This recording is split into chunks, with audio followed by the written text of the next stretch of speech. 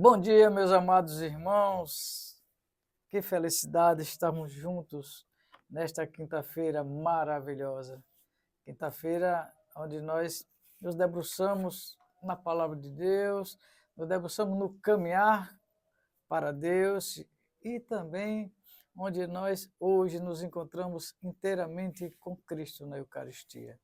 Hoje, dia da adoração, toda quinta-feira nós também eu venho sempre lembrando. Não nos esqueçamos de conversar com Deus.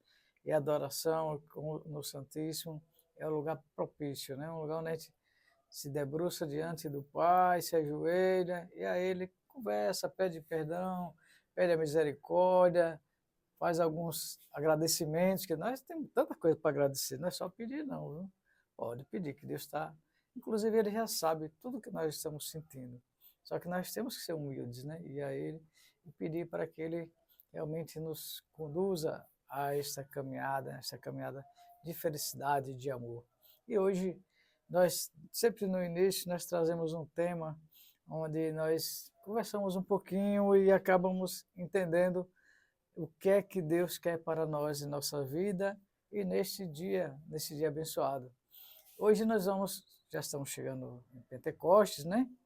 Agora, domingo é Ascensão ao Senhor, a Ascensão do Senhor, e no outro domingo, Pentecostes. Então eu trouxe sobre Pentecostes, o que é que Deus ele nos revela nesse dia em que ele nos manda, nos envia o Espírito Santo. No contexto bíblico, Pentecostes é a celebração da descida do Espírito Santo sobre os apóstolos de Jesus Cristo, 50 dias após a Páscoa, marcando o início da igreja primitiva.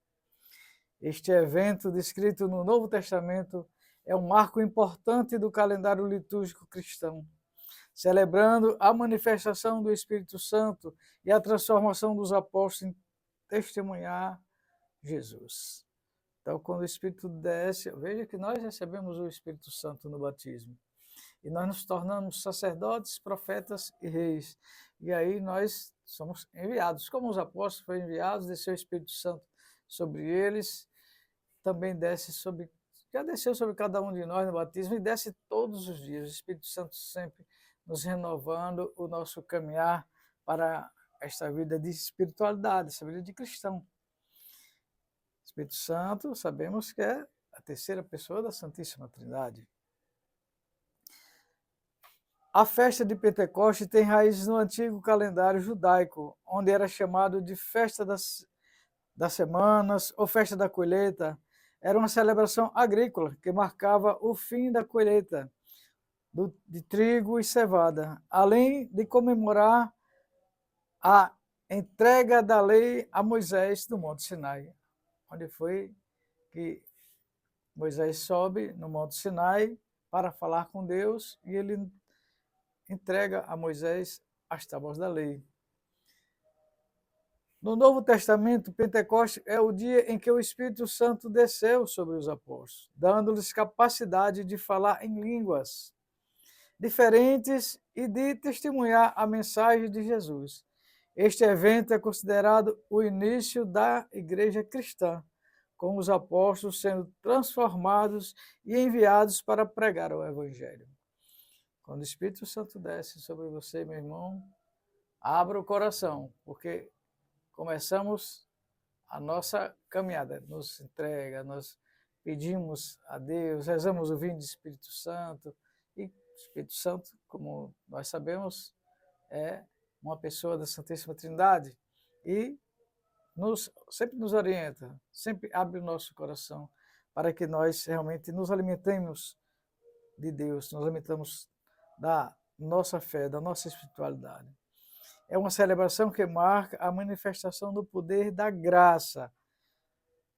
O Espírito Santo na vida da igreja e dos cristãos é um momento de renovação, esperança e de fortalecimento na fé. A festa de Pentecostes é celebrada em muitas denominações cristãs, com liturgias que incluem a leitura de textos bíblicos, pregações, louvor e cânticos. Pentecostes significa quinquagésimo. Em grego, é uma festa religiosa que comemora a descida do Espírito Santo sobre os apóstolos 50 dias após a Páscoa. Quinquagésimo, 50. Para os cristãos é um marco importante que celebra a manifestação da presença de Deus na vida dos fiéis e do início da igreja. Olha, meu irmão, minha irmã, preste muita atenção, reze bastante, peça orientação a Deus, reze para que o Espírito Santo realmente lhe dê o caminhar da fé e da santidade.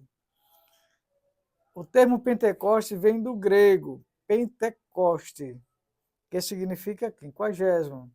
Comemora a descida do Espírito Santo sobre os apóstolos, que, segundo o Novo Testamento, receberam ali o Espírito Santo e passaram a testemunhar Jesus Cristo. No livro dos Atos dos Apóstolos, Pentecostes é descrito como um evento marcante, onde os apóstolos comemoram e começam a falar em outras línguas, a propagar a fé de Jesus, a fé cristã. É uma das datas mais importantes do calendário litúrgico cristão, juntamente com a Páscoa e o Natal, representando o início da igreja e a presença contínua dele, do próprio Espírito Santo. O Espírito Santo é o terceiro membro da Santíssima Trindade, sendo visto como um guia, um sopro de vida e uma fonte de comunicação entre as pessoas. O Espírito Santo sopra a nossa vida e nos faz realmente dar uma vida de cristão. No Pentecoste é comum o fenômeno da glossolalia, que se manifesta através de falar em línguas desconhecidas. Normalmente nós vemos muito pessoal da carismática, ela falando em glossolalia, falando em línguas, mas foi desde lá, quando desceu sobre os apóstolos, que começou essa manifestação que todos falavam na língua que todos entendiam. A festa celebra a unidade entre os discípulos de Jesus, que com a descida do Espírito Santo se tornaram uma comunidade forte e missionária. Os apóstolos, com o Espírito Santo, foram enviados para pregar o Evangelho de Jesus e levar a boa nova a todos, mostrar o caminhar de Cristo aqui na terra, no meio de nós.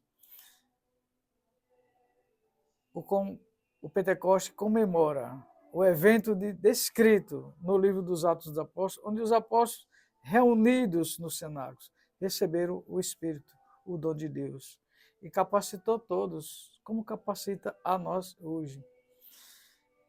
É um momento em que a igreja é uma comunidade santa, comunidade de discípulos verdadeiros de Jesus, que recebe o poder do Espírito, o poder do próprio Espírito Santo, para cumprir uma missão de evangelizar, uma missão evangelizadora.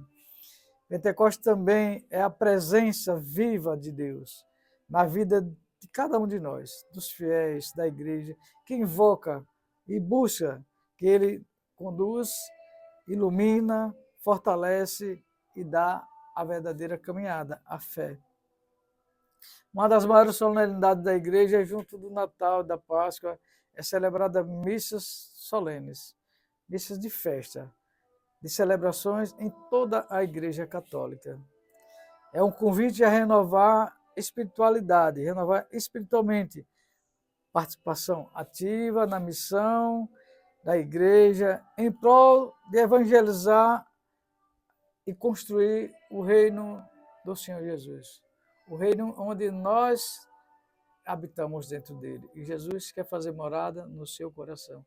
E aqui está Deus, Jesus, seu Filho e o Espírito Santo, nos propagando esta caminhada. E olha que o livro dos Atos dos Apóstolos, Paulo sempre nos orienta a sempre buscar o Espírito Santo, que nos dá vida, que nos dá o verdadeiro caminhar na missão, ser um evangelizador com certeza de amor, de paz, de sinceridade. Que Deus realmente nos conduza, meu irmão, minha irmã, Ave Maria, cheia de graça, o Senhor é convosco. Bendita sois vós entre as mulheres, e bendito é o fruto do vosso ventre, Jesus. Santa Maria, Mãe de Deus, rogai por nós, pecadores, agora e na hora de nossa morte. Amém. Nessa sexta semana da Páscoa, nesta quinta-feira, a liturgia nos chama realmente uma verdadeira caminhada de conversão, em busca do verdadeiro amor que é o Pai. A primeira leitura, o livro dos Atos dos Apóstolos, do capítulo 18, de 1 a 8, nos chama realmente a sentir esta presença de Deus no caminhar dos apóstolos. Naqueles dias, Paulo deixou Atenas e foi para Corinto. Aí encontrou um judeu chamado Áquila, natural do Ponto, que acabava de chegar da Itália, e sua esposa Priscila, pois o imperador Cláudio tinha decretado que todos os judeus saíssem de Roma. Paulo entrou em contato com eles e, como tinha a mesma profissão, eram fabricantes de tendas, Paulo passou a morar com eles e trabalhavam juntos. Todos os sábados, Paulo discutia na sinagoga, procurando convencer judeus e gregos. Quando Silas e Timóteo chegaram da Macedônia, Paulo decidiu-se dedicar-se inteiramente à palavra, testemunhando diante dos judeus que Jesus era o Messias, mas por causa da resistência deles e blasfêmias deles, Paulo sacudiu as vestes e disse: vós sois responsáveis pelo que acontecer. Eu não tenho culpa. De agora em diante, vou dirigir-me aos pagãos. Então, saindo dali, Paulo foi para a casa de um pagão, um certo Tício, justo, adorador do Deus único, que morava ao lado da sinagoga. Crispo, o chefe da sinagoga, acreditou no Senhor com toda a sua família, e muitos em Coríntios que escutaram Paulo acreditavam e recebiam o batismo. Palavra do Senhor, graças a Deus. Veja que Paulo estava pregando e muitos cristãos não estavam dando ouvidos. E aí Paulo, ele deixa tudo e disse: agora vou servir, vou pregar para os gentios, para os pagãos. E lá, primeiro ele estava com Átila e com sua esposa Priscila, que foram expulsos, que não podia mais ficar lá no país onde eles estavam, e vieram até onde Paulo estava, e Paulo foi morar com eles, porque eles participavam da mesma, além de serem cristãos, eles faziam tendas, era da mesma profissão, e Paulo inclusive morou com eles um tempo, mas Paulo se dedicou inteiramente à palavra de Deus nas sinagogas. Chegando Paulo a Coríntios, onde ele encontrava-se junto de Áquila e Priscila, pois os dois trabalhavam juntos, ele faz parte do culto na sinagoga e enfrenta a resistência dos judeus, que não aceitam Jesus como Messias. Paulo então volta-se para os gentios, e Crispo, chefe da sinagoga, e outros em Coríntios. Quem crê, escuta a palavra de Deus, é batizado. Paulo, vindo de Atenas, vai diretamente a Coríntios, e lá ele se dedica completamente a este caminhar. A pregação do Evangelho passa por momentos difíceis, esse livro dos Atos dos Apóstolos. A posição de acusar a perseguição surge com o avanço da missão cristã. Mas, através do auxílio divino, é possível perseverar nos momentos críticos e desafiadores. Lucas destaca a ação perseverante de Paulo e descreve sua chegada e o trabalho dele em Coríntios. Veja que Áquila e Priscila rasparam a cabeça juntamente com Paulo em Cencreia para cumprir um voto conforme o costume judaico. tudo que no local onde eles estavam, eles acompanhavam para que as pessoas sentissem a presença de Cristo verdadeiramente pregada por eles. Na cultura judaica, os votos ou promessas conhecidas como narizeu implicavam em certas restrições, incluindo a proibição de cortar o cabelo. O ato de raspar a cabeça era um sinal visível de que o período do voto havia terminado e que a pessoa estava cumprindo a sua promessa. No livro dos Atos dos Apóstolos, ele relata que Paulo e Priscila e Áquila fizeram este ato em Cencreia, antes de embarcarem para a Síria, para demonstrar que tinham cumprido o voto que eles tinham prometido. Veja que essa passagem hoje da primeira leitura, dos Atos 18, 1, 8, nos fala exatamente da pregação de Paulo, de Áquila, de Priscila, onde eles se dedicam verdadeiramente, até fazem votos para que se cumprisse e todos acreditassem verdadeiramente na palavra que eles estavam pregando, que era a própria palavra de Deus.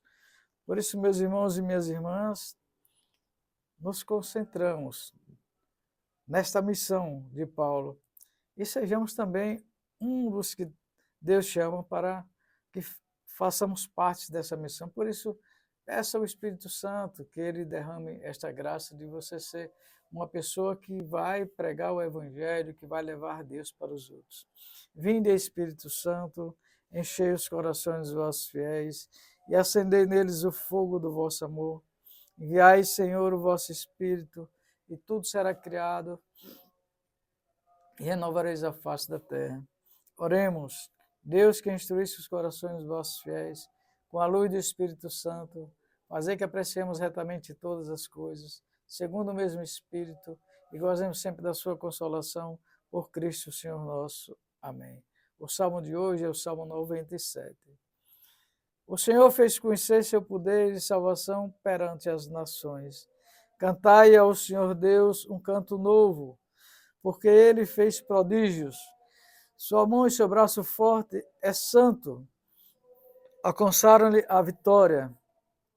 O Senhor fez conhecer a salvação e as nações sua justiça. Recordou o seu amor, sempre fiel pela casa de Israel. Os confins do universo contemplaram a salvação do nosso Deus. Aclamai, ó Senhor Deus, a terra inteira. Ó terra inteira, alegrai-vos e exultai-vos. Esse salmo ele responde à primeira leitura com a certeza de que nós devemos nos alegrar com a caminhada, com o que Deus nos pede para fazer. O salmo convida todos a adorarem a Deus, reconhecendo a sua soberania e poder. Sugere que a alegria e a exaltação são apropriadas diante da presença do Senhor, que traz justiça e salvação. Condena a adoração a ídolos e enfatiza a necessidade de adorar somente a Deus, o Deus verdadeiro. E termina com a chamada para que todos se alegrem e se exultem diante de Deus, reconhecendo sua justiça e seu poder. É um salmo importante na nossa vida, onde nos mostra caminhar verdadeiramente ao encontro de Deus. Deus deu para os homens a autoridade de usar os recursos naturais e de governar para manter ordem entre pessoas, mas ele nunca abandonou seu trono. Esse salmo frisa a justiça de Deus, nos lembrando que no final das contas, o Criador ainda domina e julgará com perfeita justiça. É muito rico esse salmo, viu? Nos dá essa alegria de estarmos juntos, perseverantes e adorando ao Senhor. Deus não quer que venhamos adorar a criaturas em lugares dele. Não quer que adoremos a ídolo. Ele tem o poder de criar, porque só Deus é o Criador. Deus não quer que façamos alguma imagem esculpida dele para nos ajoelharmos diante desta imagem, mas adorar ao Santíssimo no sacrário, na Eucaristia. Devemos prestar culto somente a Deus. Ele nos convida a toda a terra inteira, a louvar e agradecer. Esse chamado é um chamado que significa esclarecido no nosso coração para que sejamos justos e sejamos caminhantes no sentido do amor do Senhor. Creio em Deus Pai Todo-Poderoso, Criador do céu e da terra, e em Jesus Cristo, seu único Filho, nosso Senhor, que foi concebido pelo poder do Espírito Santo, nasceu da Virgem Maria, padeceu sob Pôncio Pilatos, foi crucificado, morto e sepultado, desceu à mansão dos mortos, subiu aos céus, está sentado à direita de Deus Pai Todo-Poderoso, de onde há de vir a julgar os vivos e os mortos. Creio no Espírito Santo, na Santa Igreja Católica, na comunhão dos santos, na remissão dos pecados, na ressurreição da carne e na vida eterna. Amém. O Senhor esteja convosco, Ele está no meio de nós. Proclamação do Evangelho de Jesus Cristo, segundo João. Glórias a vós, Senhor. Naquele tempo disse Jesus aos seus discípulos: pouco tempo ainda e já não me vereis. E outra vez, pouco tempo e me vereis de novo. Alguns dos seus discípulos disseram então entre si: o que significa? O que ele está nos dizendo? Pouco tempo e não me vereis, e outra vez pouco tempo e me vereis de novo, e eu vou para junto do Pai. Dizem, pois, o que significa este pouco tempo? Não entendemos o que ele quer dizer. Jesus compreendeu que eles queriam interrogá-lo, então disse-lhes: estáis discutindo entre vós porque eu disse pouco tempo e já não me vereis, e outra vez pouco tempo e me vereis? Em verdade vos digo, vós chorareis e vos lamentareis, mas o mundo se alegrará. Vós ficareis tristes, mas a vossa tristeza se transformará em alegria. Palavra da salvação. Glórias a vós, Senhor. Então, este evangelho nos falando da crucificação e nos falando da ressurreição também de Jesus. Nos fala realmente como se estivesse Jesus mostrando que morreria pouco tempo, estamos me vendo. Depois, logo em seguida, 3 dias depois, né? Pouco tempo já nos vereis novamente. Jesus fala aos seus discípulos sobre a tristeza que eles sentirão pela sua partida, mas também sobre a alegria que virá depois com a vinda do Espírito Santo. Olha, está falando de Pentecostes também. Né? Esta tristeza é transitória e será transformada em alegria profunda, pois eles se lembrarão de Jesus e terão a presença consoladora do Espírito. Você pode ver aí no capítulo 16, que é a leitura em que Jó se queixa do tratado de Deus, como se fosse Deus que estivesse impondo aquele sofrimento de Jó. Todos conhecemos a história de Jó. A expressão "a vossa tristeza se converterá em alegria" é uma promessa bíblica, especificamente encontrada no Evangelho de João 16, 20. Hoje, nós sabemos que é João 16, de 16 a 20. E João 16, 20, ele diz que oferece o conforto e a esperança durante o momento de tristeza e sofrimento. Como nós estamos falando do livro de Jó, onde Jó é provado. Esta promessa sugere que, apesar das dificuldades e da dor, as lágrimas, o lamento, que os cristãos podem experimentar serão transformados em alegria e paz, especialmente quando se refere à sua fé, a fé em Jesus Cristo. Embora estejais passando pela situação difícil, não se preocupe, que já Jesus o percebe, por isso ele diz: vós agora sentis tristeza, mas eu hei de ver-vos novamente, e vosso coração se alegrará, e ninguém vos poderá tirar a vossa alegria. A alegria de Cristo ninguém tira. O Cristo, e ele está nos falando aí do Espírito Santo. Isso quer dizer que o Espírito Santo é o nosso mais valioso guia para compreender a verdade de Deus, a verdade do cristão. Por isso, nós começamos falando do Espírito Santo, conversando um pouco sobre Pentecostes, e o Evangelho de hoje nos traz realmente a certeza, nos confirma a realidade de vivermos plenamente na alegria do Senhor, viver com o Espírito Santo, com a certeza de que somos realmente felizes, porque nós temos a Santíssima Trindade nos orientando, morando em nosso coração e nos deixando viver eternamente com amor, com simplicidade e com paciência.